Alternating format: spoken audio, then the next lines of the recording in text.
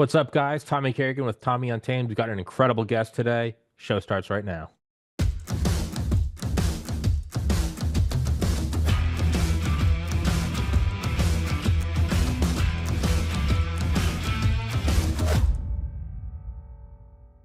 Brigadier General Dr. Robert S. Spalding III, former B-2 Spirit pilot, which is the coolest plane to have ever existed, and author of Stealth War, as well as War Without Rules.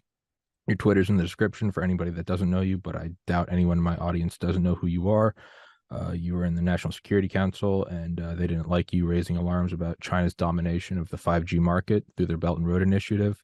And I believe now you have a pretty cool company about EMP hardened communications. So I don't butcher it any further. General Spalding, please introduce yourself to everybody. Thank you. It's great to be back. I spent most of my 30 years in the Air Force flying B-2s, but I had a good opportunity to live in China. That got me to the White House to work on the national security strategy. And of course, I worked on a report on 5G that got leaked to the media. I started a technology company after I retired from the Air Force, focused on secure and survivable communications for the military, but also for the American people. So power, water, those things that we find critical for life. Telecommunications, ability to call first responders, to get medical help, to do financial transactions, all the things that might go away if, say, a giant balloon with an EMP device floats over our country and detonates.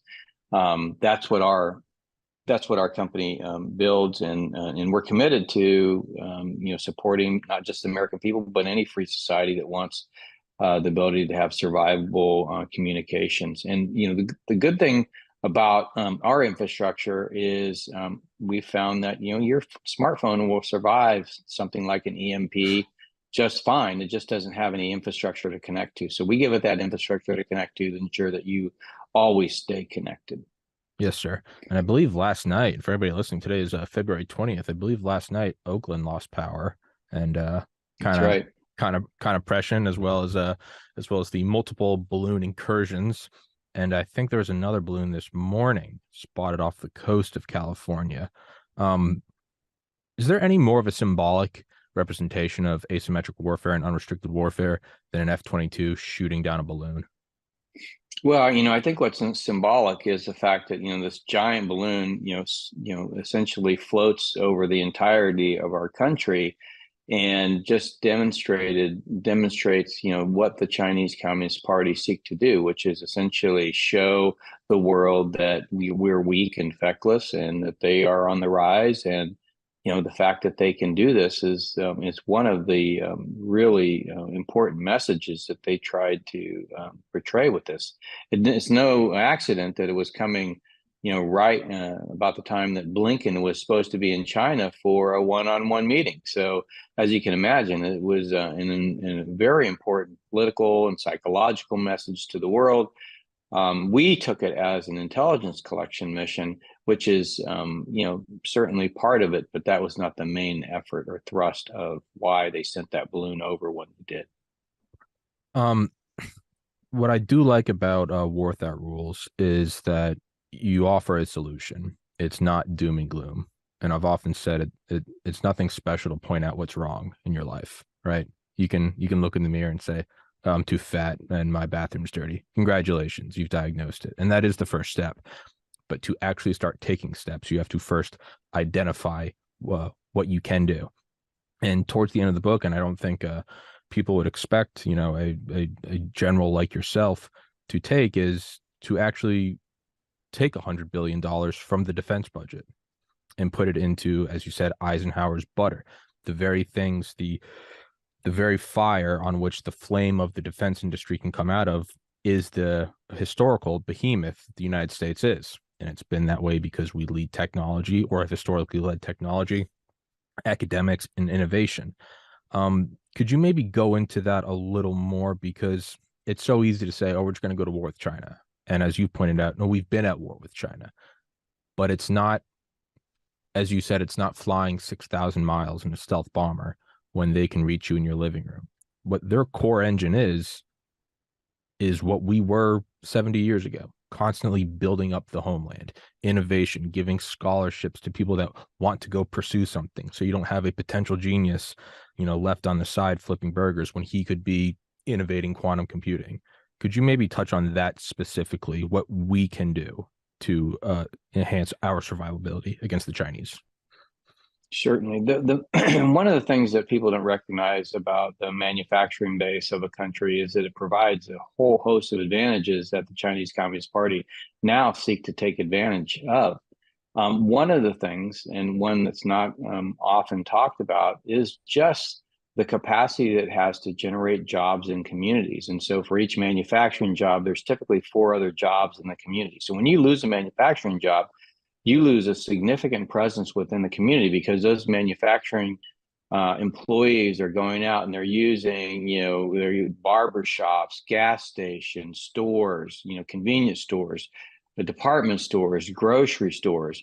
They're using paint, paint stores where, they're using, construction supply stores, because they're living their lives. And in living their lives, each of these manufacturing employees, is essentially generating the need for these services and goods that in turn employs other employees within the community. So when you think about, losing tens of thousands of manufacturing jobs, or millions in the case of the United States, when we created this economic pact with China and moved our manufacturing to China, it literally destroyed tens of thousands of communities in the United States. So just that piece, the jobs lost, is a significant cultural, social, political blow to the confidence of the United States. And what that means is, typically the United States has been an immigrant society, and typically those immigrants, when they come to the United States, they're fleeing oppression, they're fleeing tyranny, they're looking for economic opportunity, they're looking for freedom. And they find that economic opportunity, or have found it, in these communities, these small communities where they have manufacturing facilities. So they come and they maybe either serve, working in a manufacturing job, or they work in one of the jobs that supports the manufacturing industry. So that ends up being the inspiration of the United States. It's not just the freedom, it's also the economic opportunity. So when you take away the manufacturing base, you take away the inspiration that United States represents. It no longer do emerging market citizens of emerging market economies, or people that are fleeing tyranny or want to flee tyranny, it doesn't look as good to come to the United States anymore, because you don't have the economic opportunity. Okay, so that's number one. It destroys the confidence in the institutions of the West, because it destroys the confidence in the United States to provide economic opportunity for its people. So that in and of itself is bad enough. But then, what does the manufacturing base represent? Well, it represents the ability for the country to defend itself. So think of things like in World War II, where Ford and General Motors are making cars. Then all of a sudden they're making tanks and bombers to support the war effort. If those manufacturing facilities don't exist, and tens of thousands of other ones like them in various other pieces that support the war material, and instead you're importing Chinese goods to support your war effort, then if for some reason that adversary becomes your adversary, how are you going to support the war effort? There's not going to be factories that you can convert from making peacetime goods to making wartime goods. It's just something you can't invent overnight. So it ends up becoming the seed corn for how a nation defends itself. And then finally, innovation. Where does innovation come from? Well, people think that innovation comes from Silicon Valley. Silicon Valley came from the Cold War, the space programs, all of the Department of Defense money that was invested for the competition with the Soviet Union. But more importantly, innovation comes from the manufacturing process itself. In fact, 70% of innovation comes from the manufacturing process. So think of things like companies like TSMC, which is a chip company. It is the best chip company in Taiwan, or in the world. It is in Taiwan. Now, they have, essentially grown their sophistication, their capability over decades of investing in the ability to manufacture chips. So a lot of people design chips. In fact, companies like Qualcomm design chips. But where are those chips manufactured? The ability to manufacture those chips, to get the quality that you're trying to get, to actually be able to put that out as a product takes enormous work in terms of innovation. So 70% of the innovation process comes out of that. When you take that manufacturing capability away, you take away that pathway to most of where innovation comes from. So, whether it be the confidence of your society, or whether it be the ability to support yourself during a conflict, or the ability to just innovate, we have essentially allowed, through this relationship with China, the decimation of our country in a variety of ways. Brilliant answer. Um, in your opinion, because towards the end of the book you talk about the general feeling put out into the public consciousness of the globe is that China's falling. It's a paper dragon. It can't go on forever. The ghost cities. And that could very well be true. But you also discussed that in their doctrine, this would be an illusion. It's old as time is to look weak when you're strong. And then your chapters on multiplication and addition of warfare. Are we, and this is pure speculation, but are we seeing an escalation of that with China now openly talking about supporting Russia, as well as their continuing economic warfare on us? I would imagine not just air operations, but their psychological operations. And, are we seeing sabotage at home through our own infrastructure? It might very well just be failing, but it seems a little coincidental. Is this them getting ready to pounce after being in a springing position for decades? Well, I think if you notice, after it's really interesting. After the 20th Party Congress, they relaxed all the zero COVID rules, and they went on this charm offensive with the West. So I do think that the Chinese Communist Party recognizes that it needs to continue to bleed the West for technology, talent, and capital, and that it can't be too harsh with the West because it needs the technology, talent, and in particular capital. And capital has been racing into China since they relaxed the zero COVID rules to the tune of billions of dollars. So we need this capital to continue to come into China. At what point will China act on its promise to take back Taiwan? I think this is anybody's guess. I believed that the West was beginning to recognize that China, was doing these things, and slowly would begin to cut China off. But if you look at even the latest, effort by the Biden administration to engage with China, you see, you recognize the United States corporations, United States financial institutions putting pressure on the administration to, engage with China for the purpose of reducing the tension so that they can continue to pour technology, talent, and capital into China because they see that as, the market going forward. Now, this is the problem. And so, where are we in the whole evolution of China's, change from, essentially saying one thing and doing another? In other words, saying that they're going to be, great for globalization, but in actuality, helping destroy it, but not being militarily aggressive. How long will that last? Well, I think, it will last just as long as Xi Jinping decides that they are ready to, essentially take a significant blow to their economy by the cutting off of technology, talent, and capital to China, because they know when they invade China, that will end. So there's no more, charm offensive that's going to work to, get the West to voluntarily to continue to allow, our financial institutions to invest in China. That's going to be the end of it. And so I think they're making an assessment on almost a daily basis. Where are we in the timeline for being able to successfully not only take Taiwan, but sustain the economic isolation that's going to come afterwards? And if we can leverage our relationships through the Belt and Road Initiative with those nations. We can get the resources we want. They can be the markets we want. We have the ability to do currency swaps or essentially use the renminbi because we're going to be cut off completely from the dollar.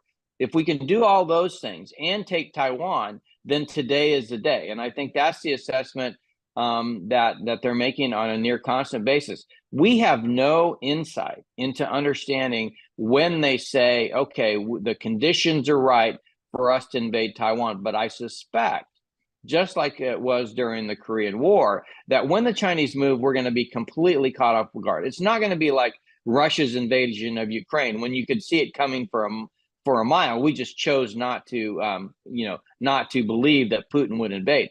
In their case, I think it's going to come very quickly. We're not going to be ready for it. And overnight, it's going to be a new world because, not only will we have economic isolation of China, but it's going to be a severe economic impact to the United States because we'll have lost billions and billions of retirees, retirement funds because they'll have been invested in China and lost when this economic isolation is implemented. So they're stockpiling the bunker because they know once they start and the vault door closes, they have to have enough to survive. And as you point out, not China, the Communist Chinese Party, the Communist Party of China, it's for them to survive. It's not for their people. It is very different. And as you point out, you have nothing but love for the Chinese people. They are controlled by a tyrannical, psychopathic elite that are looking only to continue their power. It is power is the sake of power. So they're going to get very vicious with that. And you had a great line in the book where you're like, all right, so the idea is if we let them become an open society, welcome them into the global marketplace, that's all the cool kids on the block letting the new weird kid come in. Yeah, all right. Once they kind of get in they'll chill out once they get some nice TVs and cars and McDonald's. And then you go, and then everyone starts to realize the new kid's a sociopath. We all knew that kid in like middle school. You have him come hang out and he wants to kill animals. And you're like, this isn't good.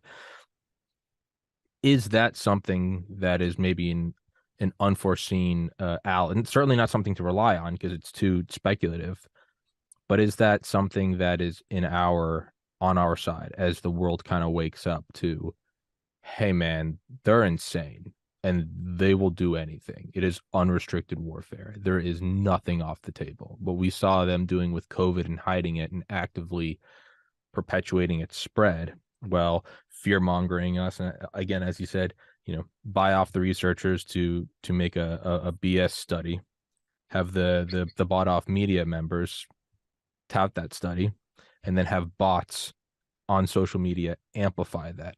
Creates an echo chamber. Next thing you know, we're all shut down. You're a terrible person who wants to kill grandma if you dare go to work.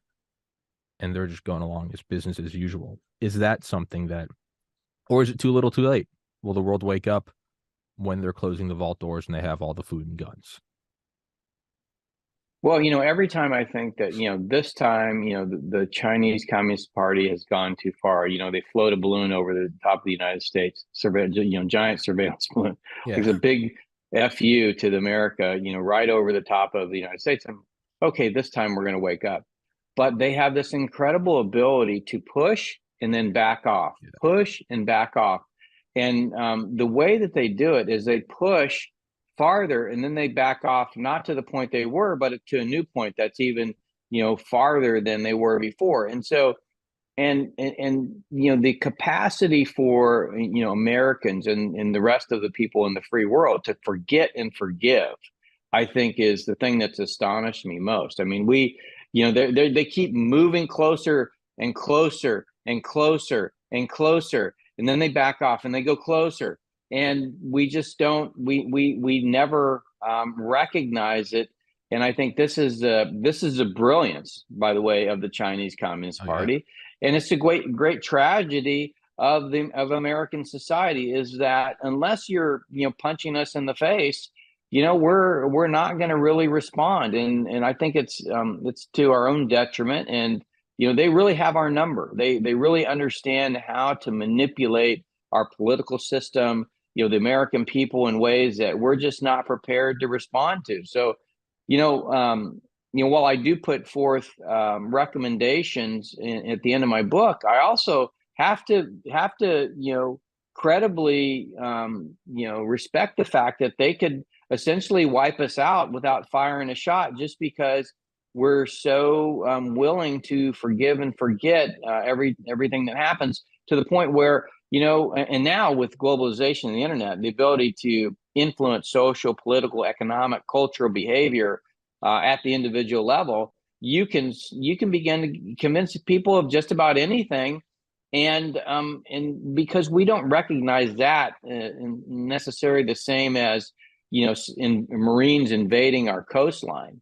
If Marines invade our coastline, people recognize that as an attack. But we don't recognize, when our kid comes home from college and starts spouting Chinese propaganda, or they're watching TikTok videos and they start valuing things that are completely anathema to what it means to be an American. We don't see that as or even fentanyl poisonings. Mm-hmm. None of these are seen as attacks. They're kind of seen as something that is just a manifestation of society. Well, I think that's the problem. They are so effective at what they do, and we are so willing to forgive and forget each and every time. Yeah, I mean, if I started if I started today just camping out a mile from the White House, and then every day just move my tent forward 20 feet, and then I move back 10, and then move forward 20 feet and back 10. Eventually I get up to the fence and there's a bunch of hubbub, but I go 20 feet past the fence and then I go, hey guys, I'm just right back. Tell me how long that works out before I get a 50 cal round through my sternum. That's what they're Well, I mean, doing. he goes right up to the fence, but in that case, it's a much more where the lines exist.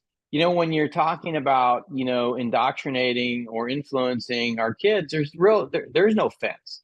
There's literally no fence around the internet. It comes right up to your own living room, and so I think it's a good analogy, except it just doesn't exist in other aspects of life. And that's the real beauty of my book War Without Rules, because I talk about, hey, here's what the guy said, read their own words. This is what's going to allow me, it's going to allow me to basically politically indoctrinate your society, use your own economy against you, because you've given us this capability. I mean, it's like you've captured the Germans' Enigma machine, and you're reading all their messages. It's like we have the ability now to control you because of the tools you gave us, and you think that you through those tools you're gonna somehow liberate the world. In reality, we're going to use those tools to enslave you, and that's what they've done. And the analogy is just that, is they figured out how to remove the fence and how to make it not look like a guy walking towards the commander in chief. Because if you did do that, that's exactly what would happen. You would be blown to pieces. But that is what they're doing. And I think, as you said in the opening lines of Stealth War, is it's a beautiful, elegant game. Like, you have to respect them. They are masterful. They're absolutely master. It's like there's like some fish I remember learning about in biology in college, that this one fish would be able to mate with all the females because it was basically like a gay fish. It had like these huge bright colors. It didn't go out and defend like the area where they lived. It would just hang out with the females all day, and then, no pun intended, slip in. It had the most offspring. And you look at it and you go, well, the fittest fish is clearly the one with the scales and it's big. Yeah, on paper, sure. We're looking at it as, well, we have all the bombers. Fitness is defined by how many offspring do they successfully raise. That one's the most fit. They're the most fit right now. It looks like we are, because we're Fortress America, 2 oceans, 2 mountain ranges. Yeah, I don't know. And I guess this last question, I know I got to let you run, is it's almost philosophical. Nature has no preference. If they win, are we watching the most fit society? Was democracy a fun experiment? And then do they win? You might say, well, they're evil. Nature doesn't care. Is that what we're watching? Are we watching a showdown of which system is the most fit? And it's a depressing question. Yeah, well, I mean, when you look at if you characterize the human history into two epochs, one prior to the internet, one after the internet, maybe our method of society was best prior to the internet, and then maybe they recognize that the internet gives the ability for a few to control the many, and they have stumbled onto something. I think the internet changes the world in ways that democracy is not ready for, and maybe that gives them the leg up. Maybe then we're going to have to wait for some other invention. Maybe it's AI. I don't know, but I mean, right now they seem to have the understanding of technology, where it's going, and how to use that to control their population and to control the narrative around the world. So, yeah, maybe the internet was the thing that caused the world to say, okay, we're moving from this area of liberal democracy as the best way to orient ourselves, and maybe authoritarianism is the future. And who knows? Yeah, and like you said, maybe there's some other waterfall we're approaching, AI or Neuralink. You upload your, you can feel what other people are feeling or see, or just, I mean, it'll be as undescribable to us as the internet is to somebody 100 years ago, and that might shift it to some other system. I'll let you go. Very last question now. Are you kind of jealous of the B-21 Raider? Do you wish Oh, you I could am. I kind mean, of I would love to fly that airplane. When I went in, the B-2 was the new thing. yeah. So I think every pilot likes to fly. Has an interest to fly the newest and latest thing, and I think the B-21 is that thing. So yeah, definitely. Yeah, I graduated the University of Georgia in 2013, and there is a little jealousy watching him win the championship 2 years in a row. And I'm like, God, that party looks fun. If just one more weekend. But yeah, so General Spalding, thank you for your time, sir. Thank you for your brilliant answers. Uh, Unfortunately, you are too smart to run for office. I wish you would, but I think not to do that. But I mean, man, I would do anything I could to get you in there. Guys, go grab the book, Stealth War and War Without Rules. They're in the description, as well as your Twitter and your website. Thank you so much, sir. Thank you for everything you do, and thank you for your brilliant books. Thank you. God bless America, everybody. Heaven's Harvest Prepper Food, 72 servings per pail, 25 years shelf life. I've had the owner Clayton on the show before. He's a God-fearing, America-loving patriot. Get one of these, get a couple of them, throw them in your basement. It's good to have it, not need it, than to need it and not have it. If you don't want to do that, you can get their seeds. You can plant your own garden, so you don't even have to keep buying them. You can just get the goods and start your own, or you can even get freeze-dried fruits and vegetables like bananas, apples, strawberries, and raspberries. They support the show. It's an honest product. It's a good safety measure to have, and they keep my show free for you. So I'd implore you guys to please go to heavensharvest.com, use the link in the description, promo code TPC. Axios Fitness Coaching is a premium resource for holistic strength and conditioning services. Axios is best known for the Training Club, capital T, capital C, an exclusive community that prioritizes accountability, technique, diet, and nutrition. Everything you need to do to take action against the decay of the modern world. Whether you're looking to improve your physique, build strength, or just take care of your health and fitness, Axios will provide you with a solution that is effective and simple to execute. All you need to do is complete the intake survey, and you can see if you're a good candidate for the training club or any other of the services. And it's going to sponsor the show. So, one company falls off, another one arises. So if you guys like the show, you want to work out, throw the show a couple shekels. Go take the survey. Thank you so much, guys. Higher ultraviolet exposure is associated with lower mortality. The United Kingdom is a high latitude and low sunlight country. Researchers there collected data on over 360,000 participants in a study of UV exposure via solarium use. When compared with non-users, solarium users had 15% risk lowered of all-cause mortality, 23% lower risk of cardiovascular mortality, 14% lower risk of cancer mortality, and a 12% lower risk of non-cardiovascular, non-cancer mortality. In other words, all other causes. Quoting the researchers, our study adds to the growing evidence that the benefits of UV exposure outweigh the risks in low sunlight environments.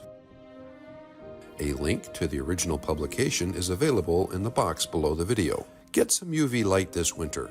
Immerse yourself in the tranquility of the blue. Visit a Blue Room soon. www.blueroom.com